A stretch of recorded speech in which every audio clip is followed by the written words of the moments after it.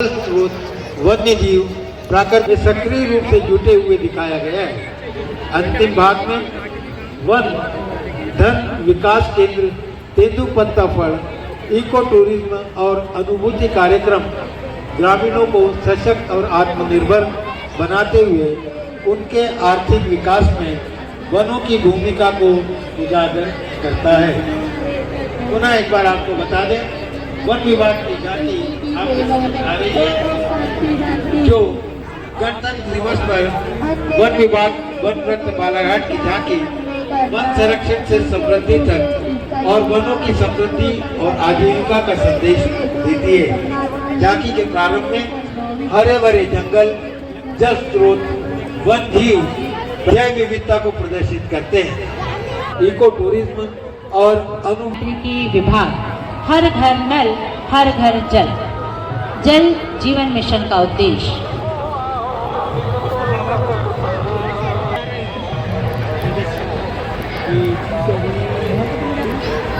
लोक स्वास्थ्य यांत्रिकी विभाग के पश्चात जिला शिक्षा केंद्र बालाघाट की झांकी आपके समक्ष आएगी।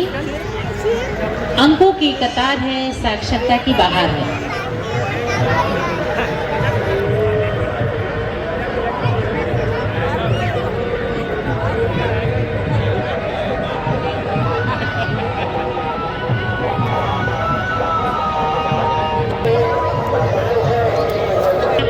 साक्षरता एवं संख्या ज्ञान के महत्व को जानते हुए भारत सरकार द्वारा निपुण भारत अभियान चलाया जा रहा है। इसी कड़ी में हमारे बालाघाट जिले द्वारा मिशन अंकुर के अंतर्गत 3 से 9 वर्ष तक के सभी बच्चों को निपुण बनाने हेतु निरंतर प्रयास किए जा रहे हैं, जिसके लक्ष्य की पूर्ति हेतु जिले द्वारा सफलता प्राप्त कर ली गई है।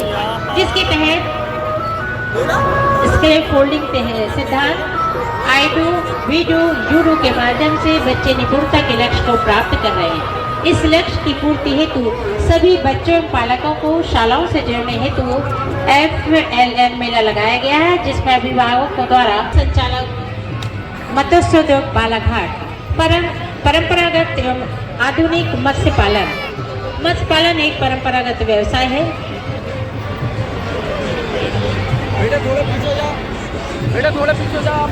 जो प्राचीन काल से परंपरागत मछुआ समाज द्वारा किया जाता रहा है, जिसमें कम संसाधन में मछुआ समाज द्वारा अपनी जीविका उपार्जन के लिए मत्स्य पालन का कार्य किया जाता है। मछुआ का रहन सहन और शिक्षा का स्तर निम्न था। वर्तमान में बढ़ती जनसंख्या को प्रोटीन युक्त भोजन उपलब्ध कराने में मत्स्य पालन का प्रमुख योगदान है।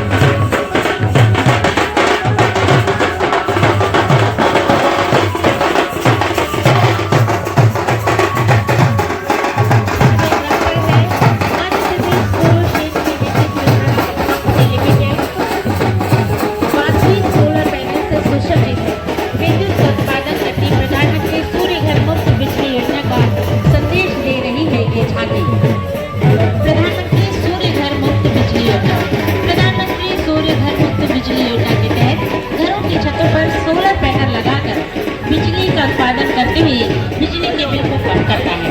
इस योजना के नवीनीकरणीय ऊर्जा का उपयोग करते हुए कार्बन उत्सर्जन भी कम होता है। योजना का लाभ लेने वाले हितग्राहियों को वर्तमान में 1 किलोवाट पर 30,000 रुपए, 2 किलोवाट पर 60,000 रुपए व 3 या इससे अधिक किलोवाट पर अधिकतम अनुदान राशि 78,000 रुपए देने का प्रावधान है। पैनल पर होने वाले खर्चे पर 80% तक का अनुदान दिए जाने का प्रावधान है।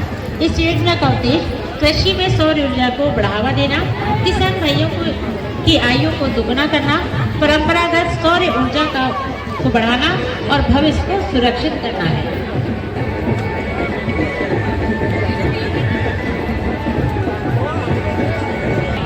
40,600 यूनिट विद्युत का उत्पादन हो रहा है, जिससे दैनिक 34,425 पाउंड की कमी हो रही है। कार्बन उत्सर्जन की कमी 2,410 पेड़ के बराबर है। बालाघाट जिले में बैगा समुदाय को विकास की मुख्य धारा से जोड़ने हेतु माननीय प्रधानमंत्री नरेंद्र मोदी जी की परिकल्पना को नया आयाम दिए जाने पीएम जनमन योजना का प्रारंभ 15 नवंबर 2023 से किया गया है। इस योजना के तहत बैगा समुदाय के परिवारों को रहने के लिए पक्के आवास, स्वच्छ जल, बिजली कनेक्शन, बेहतर उपचार, बेहतर शिक्षा के साथ आवासीय सुविधा हेतु छात्रावास, जीविका उपार्जन हेतु वन धन विकास केंद्र, कुपोषण से मुक्ति हेतु आंगनबाड़ी प्रदान करना मुख्य लक्ष्य है। योजना अंतर्गत जिले में एक अधिक प्राप्त हुई है। इन कार्यों से बैगा बसाहटों की तस्वीर बदलने लगी है। बालाघाट कलेक्टर श्री मृणाल मीना की राष्ट्रीय स्तर पर सराहना की गई। 8वें क्रम पे है स्वास्थ्य विभाग उपहार।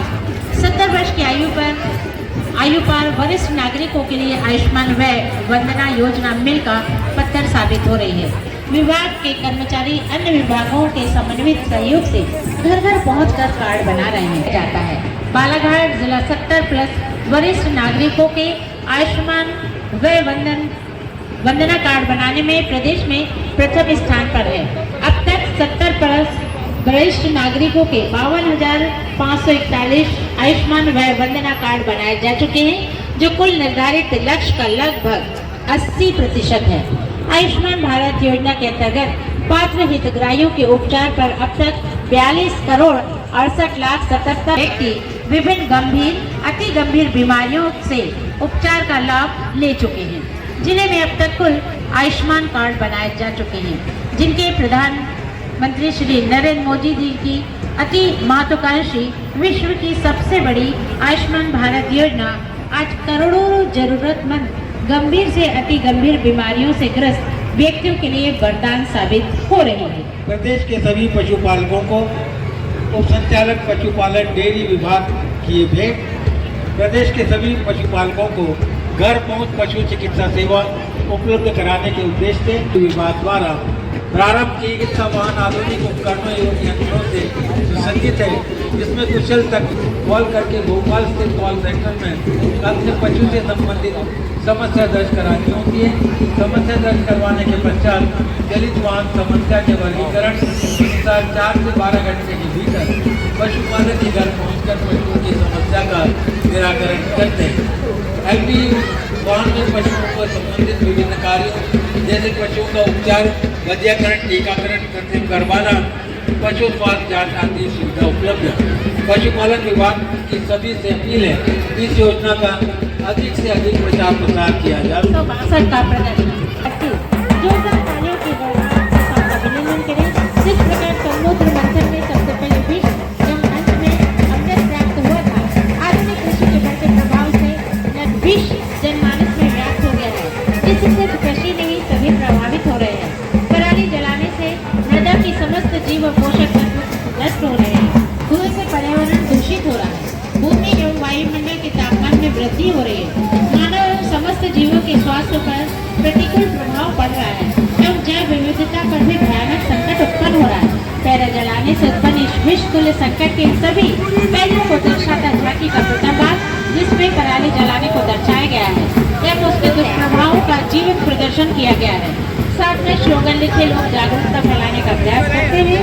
किस तरह हम प्रकृति से खिलवाड़ कर रहे हैं। मन उत्प्रेरित है प्रकृति प्रेमियों का कि क्यों ही आग लगाओगे तो अन्य कहां से पाओगे।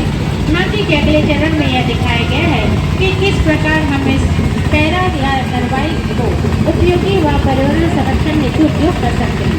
सबसे आगे चल रहे हैं मिनी कंबाइन हार्वेस्टर, जिससे फसल की कटाई, दहाई, उड़ावनी सभी एक साथ हो रहे हैं। इसके पीछे चल रहा है बेलर, जो नीचे गिरे पैरा को इकट्ठा करके गट्ठे बना रहा है। उसकी घोषणा 2000 चल रहा है।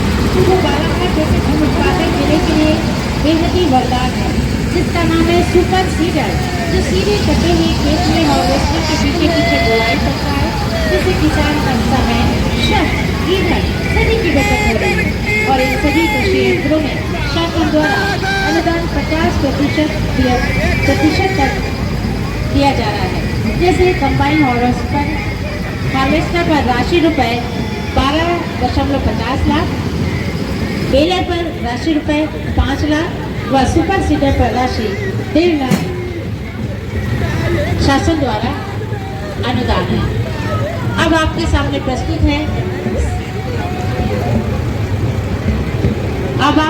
प्रस्तुत है समुद्र मंथन का अमृत। झांकी का अगला भाग जो देश की प्रधानमंत्री जी के संकल्प विकसित भारत 2047 की अवधारणा से ओतप्रोत है। अब दिखा रहा है नया सवेरा इस शीर्षक के साथ विकसित भारत 2047 प्राकृतिक खेती एवं नरवाई प्रबंधन। सुपर सीडर के उपयोग से किस प्रकार विभिन्न प्रकार की फसलें लगाई जाती हैं एवं पराली का उपयोग सब्जियों एवं अन्य फसलों के मल्च के रूप में किया जा सकता है। लहलहाती फसलें बता रही है कि फसल कटने के बाद किस तरह मशीनों के उपयोग से समय, श्रम व ऊर्जा को बचाकर पर्यावरण सुरक्षित रखते हुए पराली से भूमि उर्वरकता बढ़ाकर अधिक लाभ प्राप्त किया जा सकता है। झांकी में भारत सरकार की महत्वाकांक्षी परियोजना राष्ट्रीय प्राकृतिक खेती मिशन के उद्देश्य को पूरा करने के लिए कीट नियंत्रण हेतु सोलर लाइट ट्रैप, मधुमक्खी पालन, जीवामृत द्वारा मृदा उर्वरकता संरक्षण, ब्रह्मास्त्र द्वारा कीट आच्छादन द्वारा रक्षण एवं वेस्ट डिकम्पोजर से स्प्रे द्वारा अपशिष्ट प्रबंधन करते हुए किसानों को दिखाया गया है, ताकि प्राकृतिक रूप से अच्छी खाद के निर्माण से भूमि को सुपोषित किया जाए व रासायनिक उर्वरकों व कीटनाशकों का निर्भरता कम करके शुद्ध जैविक उत्पादों का उत्पादन किया जा सके, जो मानव स्वास्थ्य के लिए लाभकारी है।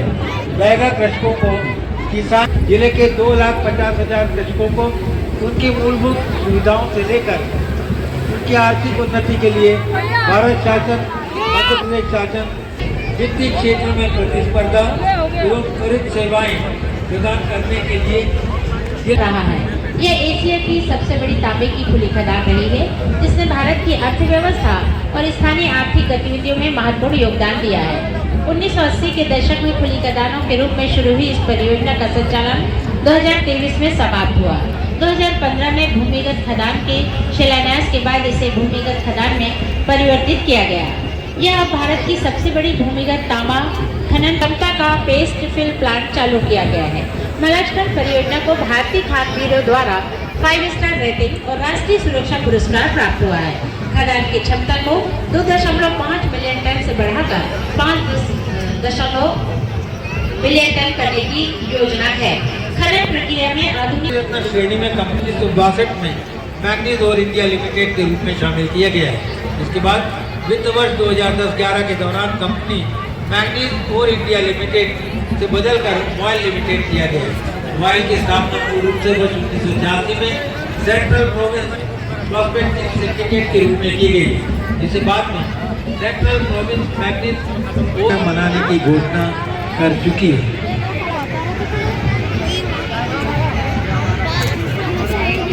नंबर 15 पर है औद्योगिक प्रशिक्षण संस्थान बालाघाट की झांकी, जिसमें नवीन संसद भवन को दर्शाया जा रहा है। कौशल विकास के कुशल कारीगर कुछ इस तरह से अपने कौशल से देश की नवीन इमारत का प्रतिरूप प्रस्तुत कर रहे हैं, जो कि संस्था के सभी प्रशिक्षणार्थियों द्वारा तैयार की गई है। नवीन संसद भवन का निर्माण देश की नवरत्न कंपनियों के कुशल कारीगरों द्वारा किया गया है, जिसमें देश की विभिन्न ITI के होनहार कुशल प्रशिक्षणार्थियों का भी अमूल्य योगदान है। इनका आकाश, धरती, जल आदि के निर्माण कार्यों पर भी इनको आर्ट के तहत संस्था के स्क्रिप्ट मटेरियल से देश का मानचित्र तैयार किया गया है, जो कि प्रशिक्षणार्थियों की परिकल्पना को विकास विभाग की झांकी, one stop service centre, Bharat सरकार सहित महिला एवं बाल विकास विभाग द्वारा वर्ष 2018 से बालाघाट में एवं वर्ष 2023 से बैहर में द्वितीय वन स्टॉप सेंटर संचालित है, जिसका उद्देश्य निजी और सार्वजनिक स्थानों पर परिवार, समुदाय और कार्यस्थल पर हिंसा से प्रभावित महिलाओं एवं बालिकाओं को एकीकृत रूप से सहायता व सहयोग प्रदान करता है। शारीरिक, यौन, भावनात्मक, मनोवैज्ञानिक और आर्थिक शोषण का सामना करने वाली महिलाओं को, चाहे उनकी आयु, वर्ग, जाति, शिक्षा की स्थिति, वैवाहिक स्थिति, नस्ल या संस्कृति कुछ भी हो, सहायता और निवारण। यौन उत्पीड़न, दहेज हिंसा में कुल 4,200 महिलाओं के प्रकरण पंजीबद्ध कर तकरीबन 3,000 महिलाओं का परामर्श कर पुनः परिवार में पुनर्वास किया गया। कुल 600 महिलाओं को न्यायालयीन सहायता प्रदान की गई। कुल 380 महिलाओं को आश्रय व चिकित्सा सहायता दी गई। कुल 90 महिलाओं को पुलिस सहायता रेस्क्यू प्रदान की गई व कुल 130 महिलाओं को आत्मनिर्भर बनाने हेतु ई रिक्शा, जिप्सी प्रशिक्षण, कुकिंग, बेकिंग प्रशिक्षण, कंप्यूटर